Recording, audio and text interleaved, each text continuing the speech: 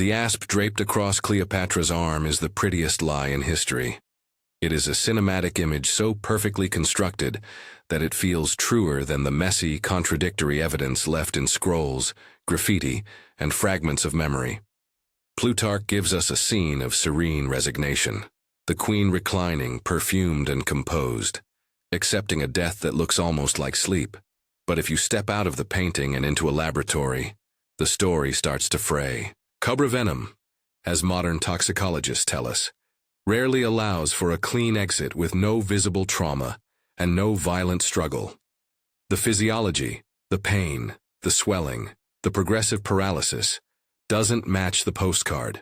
So, if not an asp, what invisible force could produce a death that looks like sleep and leaves no obvious mark?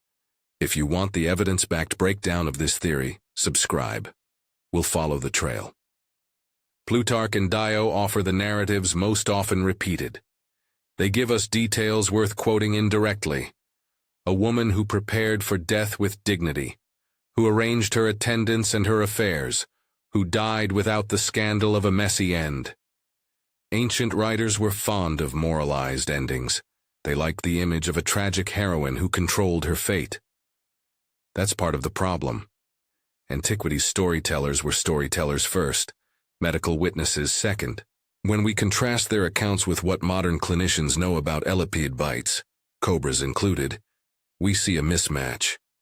Cobra envenomation typically produces a constellation of effects: localized pain and swelling at the bite site, bleeding and tissue damage in some species, neurotoxic paralysis that progresses from drooping eyelids to respiratory failure, and often visible puncture marks.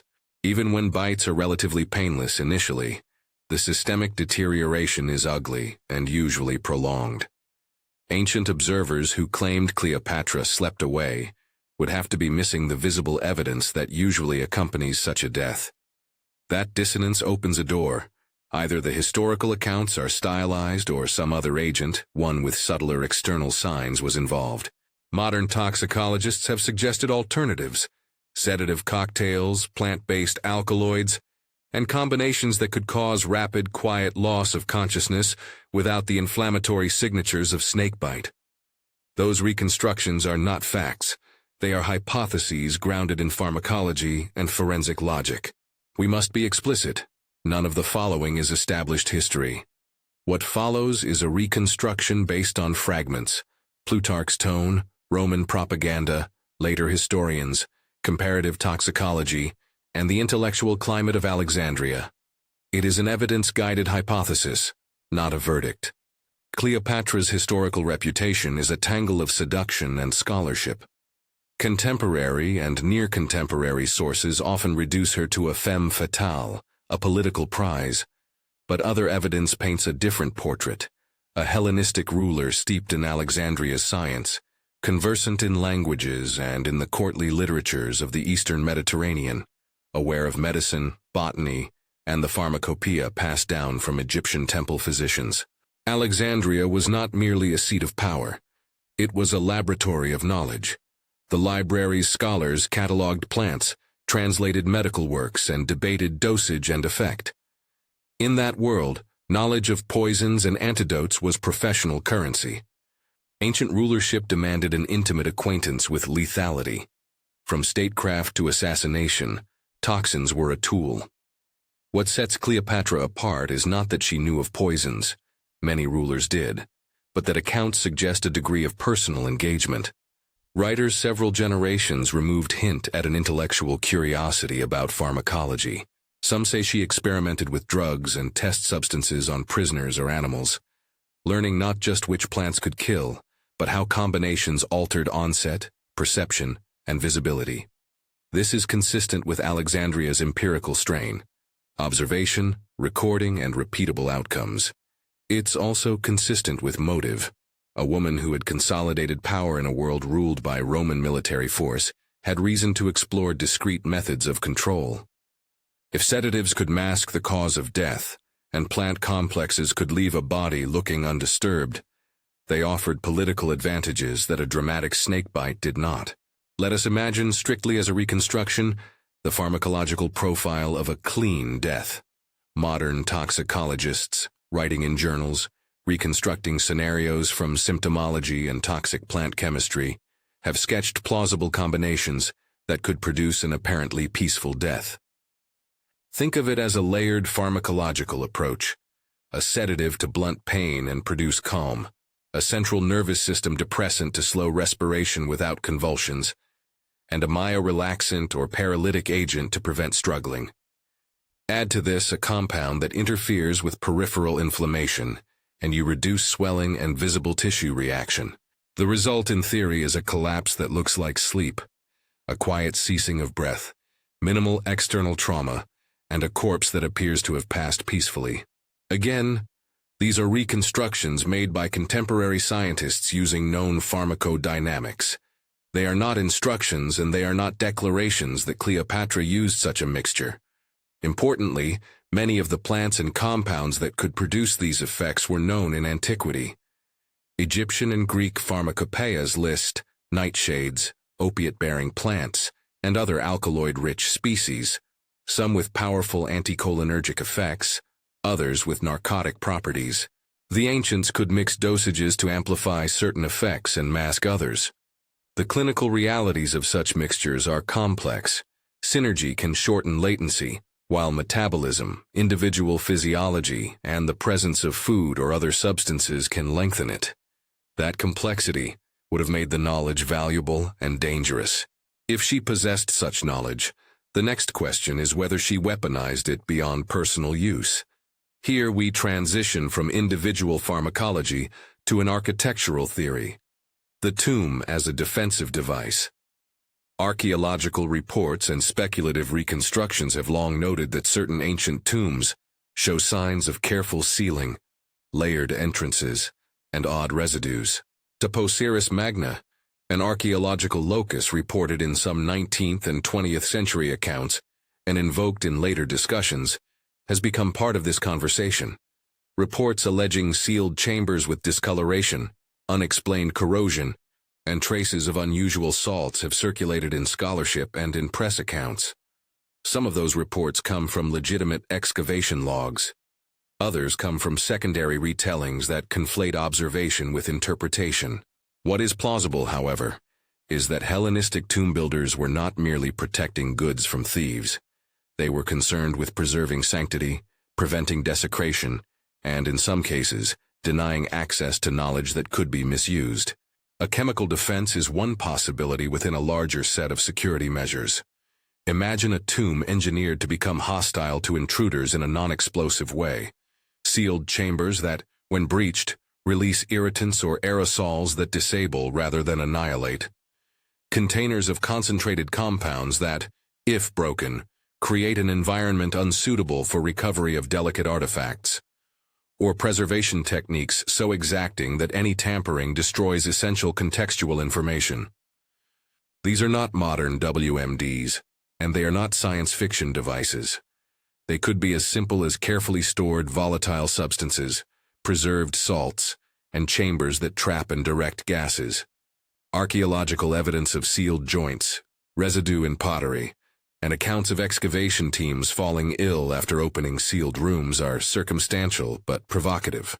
We must be careful not to sensationalize. No excavation report that I can responsibly cite proves an intentional doomsday device in the Hellenistic world. Yet there are reported incidents, from the 19th century explorers who described sickened crews to more recent cases where workers report respiratory distress after opening undisturbed burial complexes, that suggest sealed ancient spaces can present hazards. In the modern archaeological context, incidents of mold, mycotoxins, and volatile organic compounds released from centuries of decomposition are well documented. In at least a handful of accounts, sites opened after long closures have produced illnesses among those unprepared for the microbial and chemical environments they encountered. These are cautionary tales. The past can be physically dangerous, not because ancients anticipated modern chemistries, but because organic decay, preservation chemicals, and incidental residues can interact with contemporary environments in unexpected ways. Layer the criminological angle onto the chemical and architectural possibilities, And you begin to see why a ruler might think beyond the personal, to weaponize the boundary between life and death, and to ensure that certain knowledge or remains could not be abused. If a formula could render a chamber inhospitable to thieves, it was also a way to guarantee the finality of burial, an ultimate archival decision. Close the book and make sure it cannot be opened without consequences. The ethics are chilling. Is preventing desecration defensible if the method risks innocence centuries later? The dilemma resonates with modern debates about preserving versus excavating. There are legal and moral constraints on invasive archaeology, precisely because the act of investigation itself can be harmful. Historical reaction to this sort of theory is instructive. Octavian, later Augustus, presented Cleopatra's death as a dramatic moral lesson, one that cemented Rome's triumph and justified the annexation of Egypt. Roman sources had incentives to depict her as decadent, manipulative, and ultimately tragic. If there were any ambiguous reports of strange illnesses following attempts to recover her possessions or to probe burial sites, Roman chroniclers might have used those anecdotes selectively or exaggerated them to magnify the queen's mystique.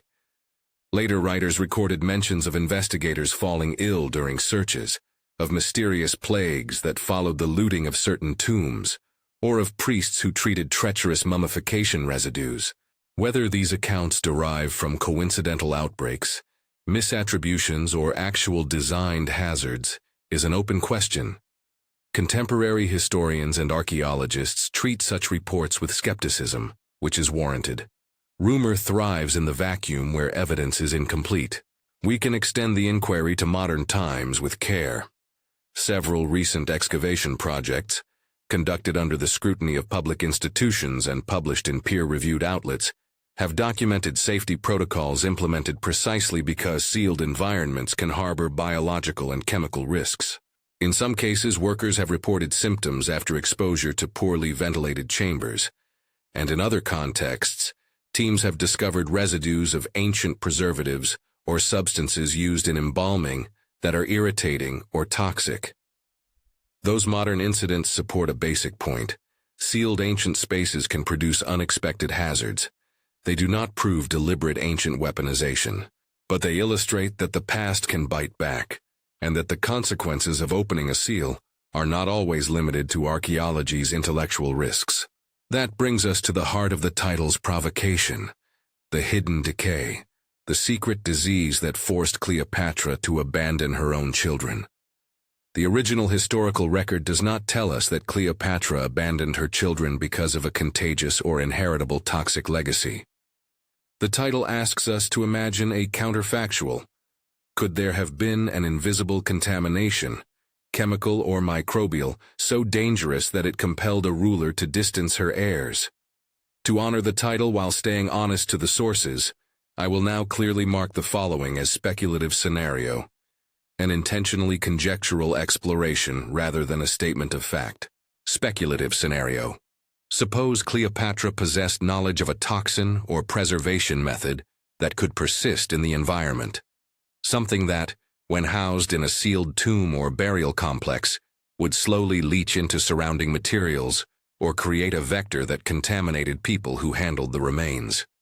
The queen, aware of the persistence of such agents, might fear that her children, who would inherit not just throne but tomb and its associations, could be exposed. We must imagine motives consistent with Hellenistic rulership.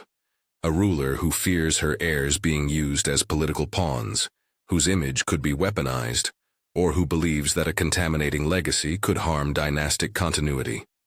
If she thought that burial or touching of her remains could sicken descendants, she might distance children preemptively, both to protect them and to remove them from a scene likely to be used by enemies. There are at least two historically plausible routes through which such an anxiety could manifest. First, a public health rationale. Cleopatra may have had direct experience with poisons and with the long-term effects of certain substances. If certain compounds used in funerary contexts were known to be irritant or harmful, plant alkaloids that remain active in desiccated form, salts that preserve but also corrode living tissue, then she might worry about chronic exposure to a household or palace contaminated by such residues.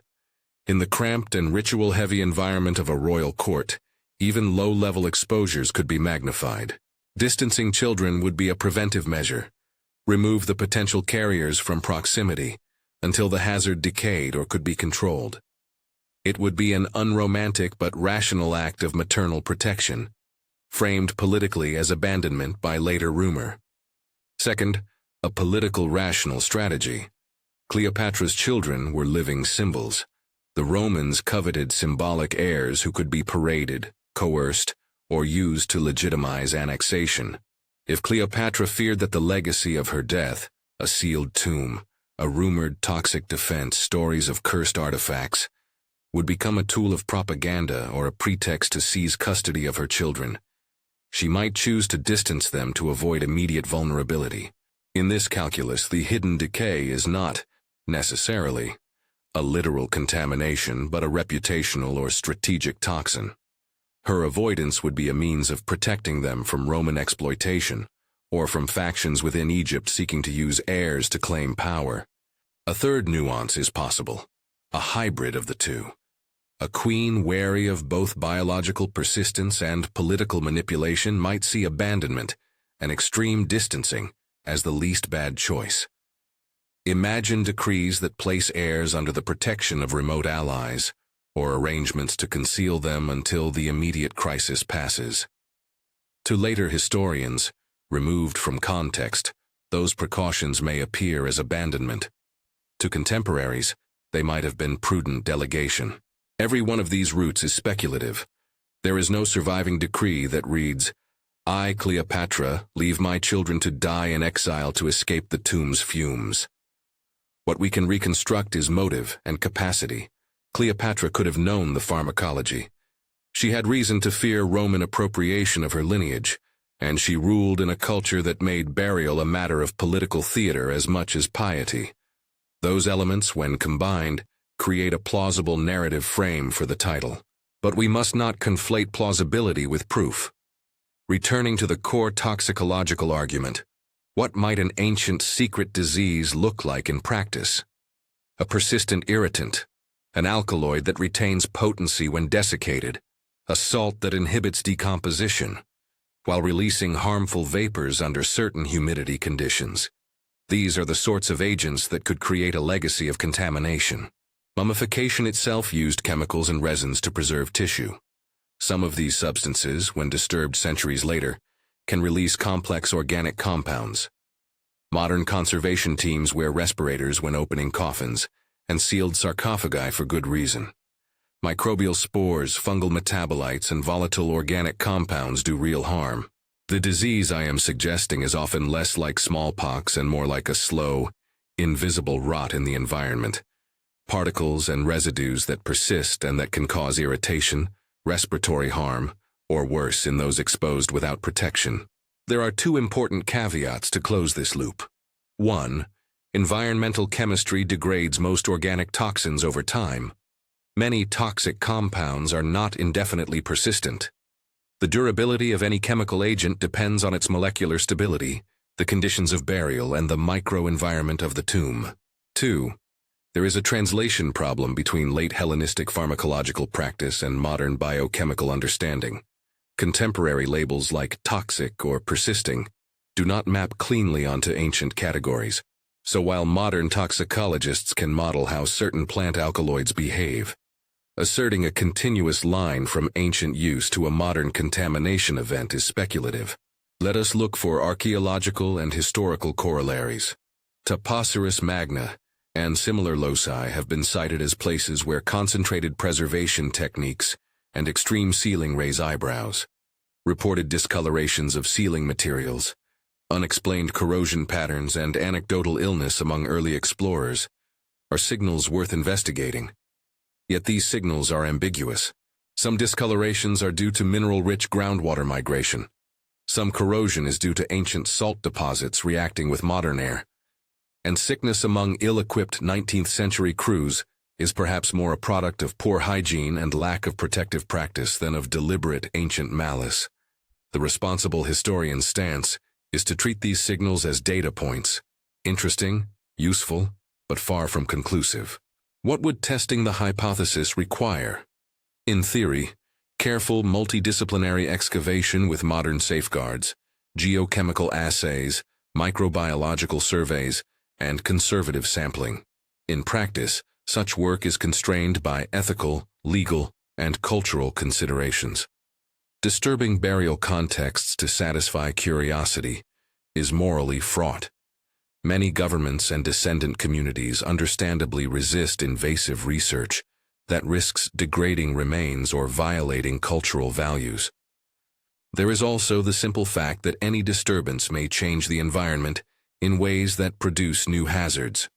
For these reasons, many teams choose non-invasive techniques, ground-penetrating radar, remote sensing, micro-sampling under strict protocols, before contemplating anything more intrusive.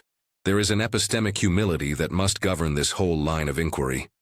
We can reconstruct plausible pharmacologies, point to architectural measures that preserve sanctity and thwart thieves, and document modern incidents that show the past can be hazardous. We can imagine motives and strategies that would make sense for a ruler in Cleopatra's position.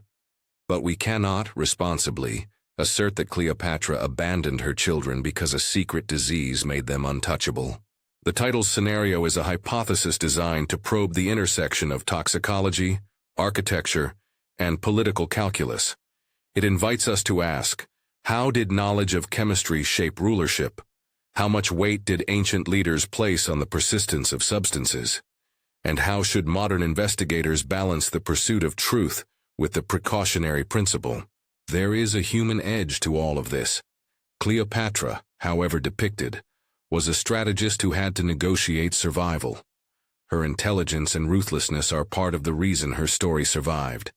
If she calibrated a death that concealed its mechanism, she exercised control even in defeat. If she worried that a contamination could afflict those she loved or provide Rome with leverage, then distance and secrecy become tactical tools. To imagine such decisions is not to vilify her, but to acknowledge the difficult ethics of power in a world without modern forensics. The final image is a sealed door, centuries old, its grooves still filled with fine powdered salts, the smell of natron and resins pressed into timber. An expedition comes with instruments, helmets, and protocols. Sensors flicker. Someone reaches for a latch, and the past exhales. The inhalation might be a harmless rush of dry, ancient dust. It might carry resins that irritate lungs. It might release a scent so perfumed and strange that it quiets the team with wonder and unease. Or perhaps nothing happens at all. The key fact remains: the past keeps its secrets, and when we pry, we are rarely the first recipients of what it has to give. If you take away one thing from this investigation, let it be this: historical myth and forensic reality are rarely the same thing. The ASP makes for a tidy story. Pharmacology, architecture, and political calculus make for a more complicated one. The hidden decay could be literal, social, or strategic. It could be a contaminant that persists in sealed chambers, a social stigma that poisons a dynasty, or a prophylactic distancing that looks to later eyes like abandonment. Each possibility changes how we remember Cleopatra, not merely as a romantic figure reclining with a serpent, but as a ruler wrestling with knowledge powerful enough to change how death is managed, how tombs are sealed, and how heirs are protected. If you want the full annotated dossier and sources we used, watch the next deep dive and check the description for our reading list. The evidence trail is messy, the hypotheses are many, and every new excavation will alter the picture. For now, the image that lingers is not the asp's curl, but a sealed threshold humming with unanswered questions, an ancient lid waiting for modern hands that may or may not be ready for what they find.